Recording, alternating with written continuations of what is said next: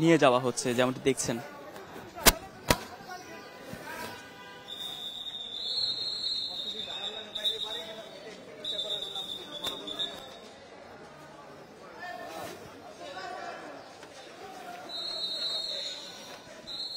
গতকাল মঞ্চ ৭১ নামের একটি সংগঠনের ব্যানারে কিন্তু তারা ঢাকা রিপোর্টার্স ইউনিটি একটি গোল টেবিল আলোচনার বৈঠকে বসেছেন, যেটার নাম ছিল আমাদের মহান স্বাধীনতা যুদ্ধ এবং বাংলাদেশের সংবিধান।